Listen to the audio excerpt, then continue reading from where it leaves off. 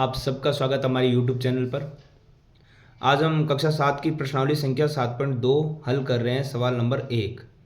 देखिए यहाँ पे जो हमें सवाल दिए गए वो क्रय विक्रय और लाभ हानि के सौदों वाले सवाल है।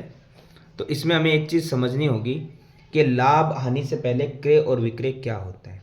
एक सिंपल चीज़ मैं बताऊँ तो क्रय होता है खरीदना, जो हम खरीद कर लाते हैं, और विक्रय होता है बेचना, जो हम बेच रहे हैं। इन दोनों चीज़ों को अगर ध्यान में रखेंगे तो हमें पता चलेगा कि लाभ और हानि किस प्रकार से होती है। ठीक है। और इसी में बताया गया कि प्रत्येक दशाओं में हमें हानि और लाभ जो भी निकल रहा है उसका परसेंट भी निकालना है, प्रतिशत भी निकालना है। और अगर हमें लाभ और हानि प्रतिशत निकालना है तो उसके फॉर्मूले हमें आने चाहिए, जो मैं आपको यहाँ पे मेंशन कर देता हूँ। देखो सिंपल हमें एक चीज़ ध्यान रखनी है कि अगर हमें हो रहा है यहाँ पर लाभ, तो लाभ का एक फॉर्मूला हमें याद रखना पड़ेगा। लाभ परसेंट अगर हमें निकालना है तो सिंपल सा है, जो भी होता है लाभ या हानि वो ऊपर और बट्टे में आएगा क्रय मूल्य, सिर्फ खरीदने वाला मूल्य, और गुणा में 100। ये हो गया हमारा लाभ प्रतिशत। ऐसे अगर हम हानि भी हमें निकालनी है तो हानि परसेंट भी ऐसे ही निकलेगा। हानि जो ऊपर आ जाएगी बट्टे में आएगा वही क्रय मूल्य और गुणा में 100। अब इससे रिलेटेड हम सवाल करेंगे तो ये फॉर्मूले में यूज़ करने पड़ेंगे। देखते हम, जैसे पहले ही सवाल हमें दिया है ए नंबर क्वेश्चन कि बगीचे में काम आने वाली कैंची में 250 रुपये में खरीदे। तो जैसे मैंने अभी बताया आपको कि क्रय होता है खरीदना, विक्रय होता है बेचना। तो हम सबसे पहले क्या करेंगे, यहाँ पे लिखेंगे क्रय मूल्य, जो कि हमें ज़रूर चाहिएगा ना। ये रहा क्रय मूल्य, तो कितने रुपए, 250 रुपये। ठीक है। और ऐसे ही विक्रय मूल्य भी हमें दिया गया है।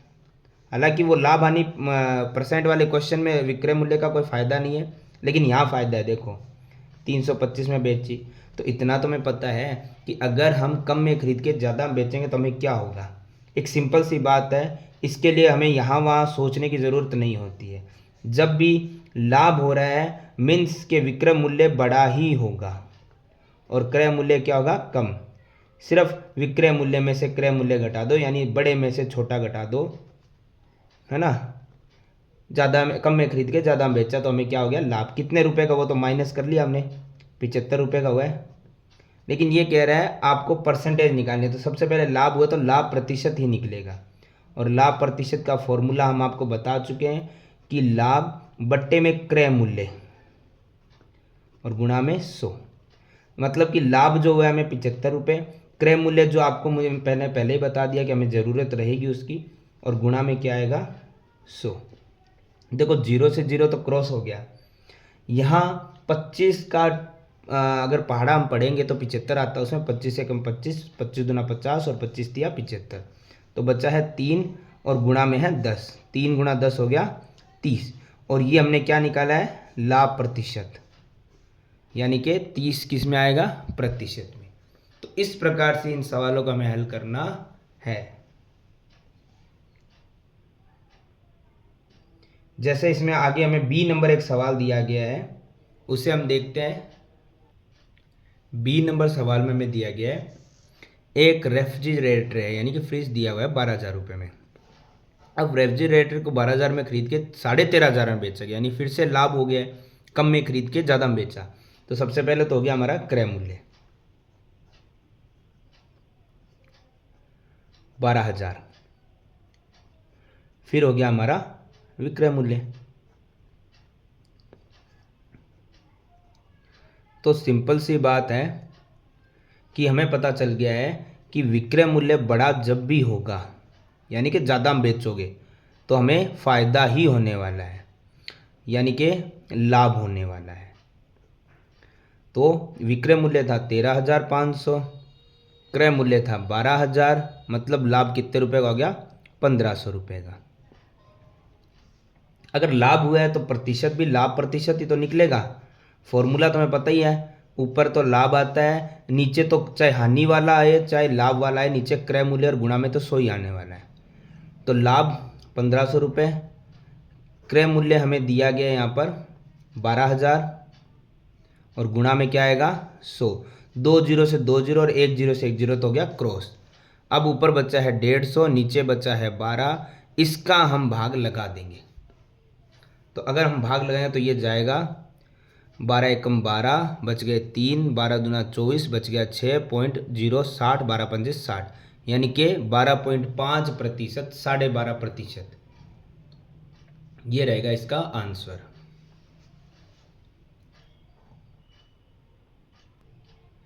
सवाल नंबर सी, यहाँ पर एक अलमारी का प्राइस दे दिया गया है कि इतने रुपए में खरीदी गई है और इतने में बेची गई है। तो एक बार फिर से कम में खरीदी है, यानी क्रय मूल्य कितना है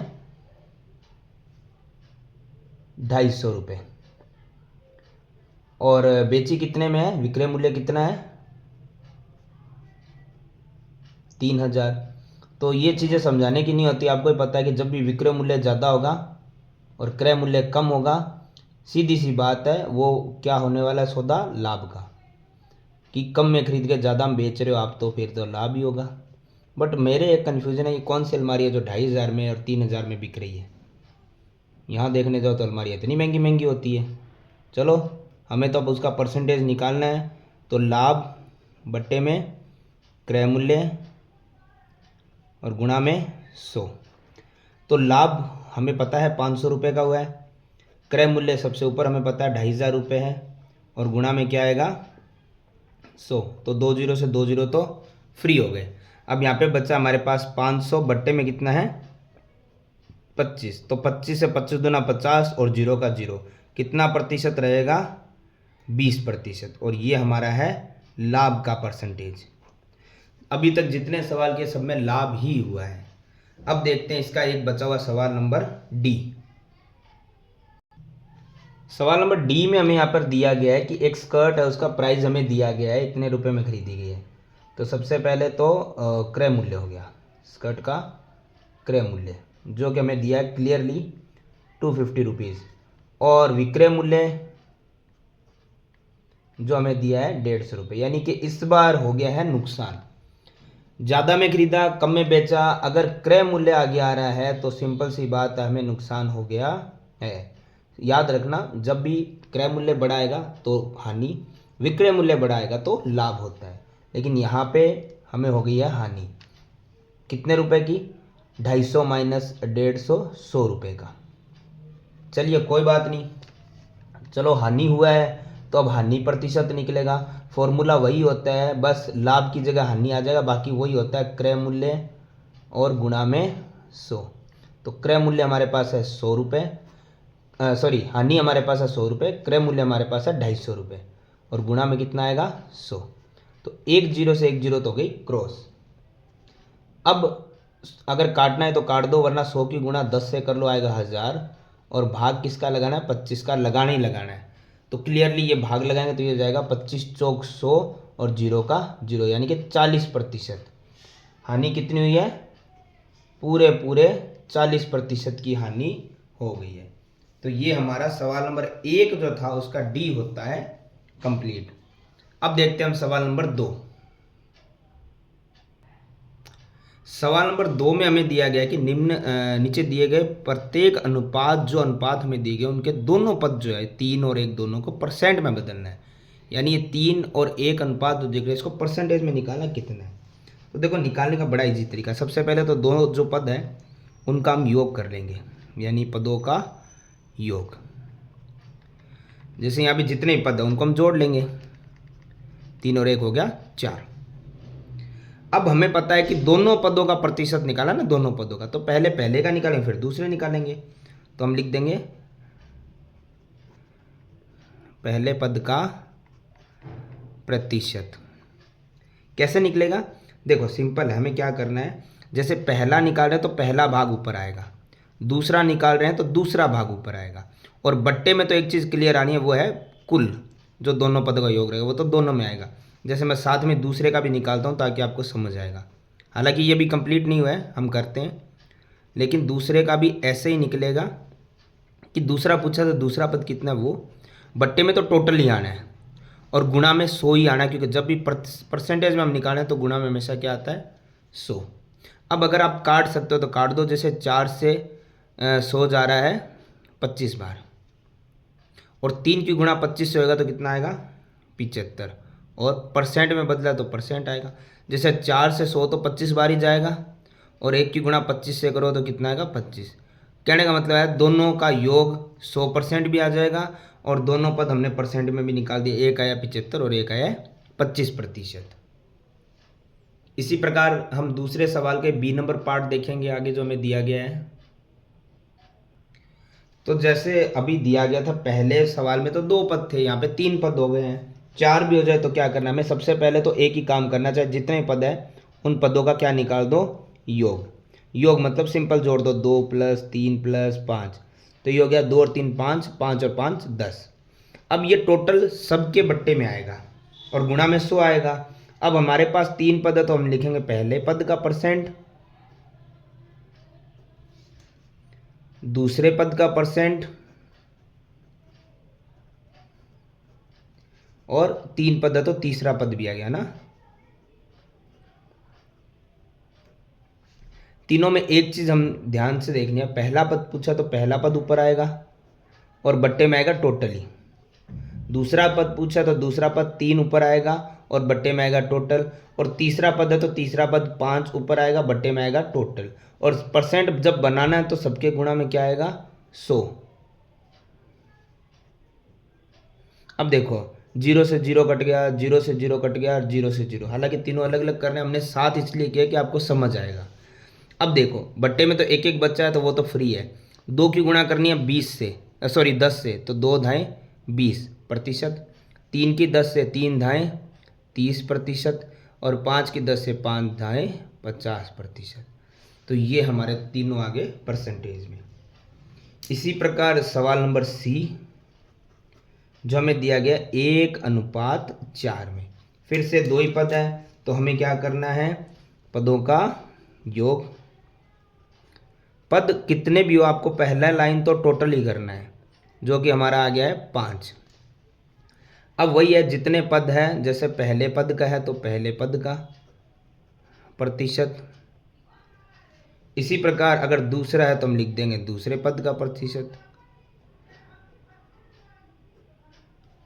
जैसे पहला पद है 1 बट्टे में कुल, दूसरा पद है 4 बट्टे में कुल, और गुणा में परसेंट जब भी बनाना हो तो गुणा में क्या आता है 100।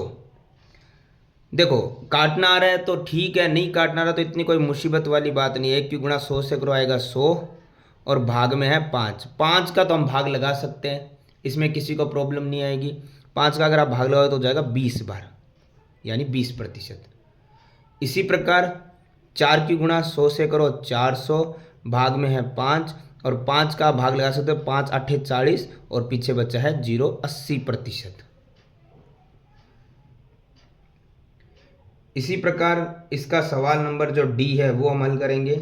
हमें यहाँ पर दिया गया है डी नंबर सवाल में है 1:2:5। तो सबसे पहले तो हमें क्या करना है, पदों का योग, जो कि सिंपल है 1 + 2 + 5, 1 और 2 3 और 5 8।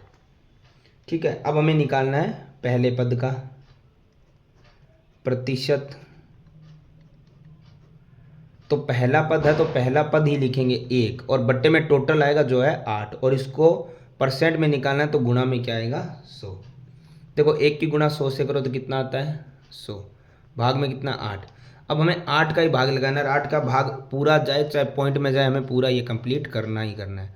तो ये भाग जाएगा 8 एकम 8, 8 दूना 16, पॉइंट 0 आ गया, 8 पंजे 40, 12.5%। इसी प्रकार दूसरा पद निकालेंगे हम, दूसरा पद का प्रतिशत भी इसी प्रकार निकलेगा। ऊपर तो दूसरा पद आएगा जो है 2, बट्टे में टोटल आएगा जो है 8, और गुणा में आएगा 100। काटना है तो काटिए, नहीं काटना है तो सिंपल 2 की गुणा 100 से करेंगे तो आएगा 200, और भाग में आएगा 8।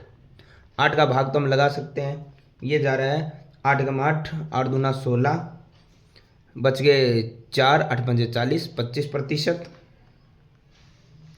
इसी प्रकार हमारा है तीसरा पद, तीसरे पद का प्रतिशत। तीसरा पद है तो तीसरा पद 5 ऊपर लिखेंगे, बट्टे में आएगा टोटल जो कि है 8, और गुणा में कितना आएगा 100। आप काट कर भी आसान कर सकते हैं। काटने में किसी को प्रॉब्लम आए तो गुणा कर दो, 5 की गुणा 100 से 500, और भाग में कितना है 8। 8 का भाग लगा दो, यहाँ लगा दो चाहे आगे लगा दो, मैं यहाँ लिख देता हूँ, काफ़ी जगह पड़ी है। तो ये जाएगा 8 छिंग 48, बच गया 2, 20, 8 दूना 16, पॉइंट बच गया 0, 40, 8 पंजे 40%, मतलब 62.5%। ये होता है हमारा डी नंबर, सवाल नंबर 2 कंप्लीट।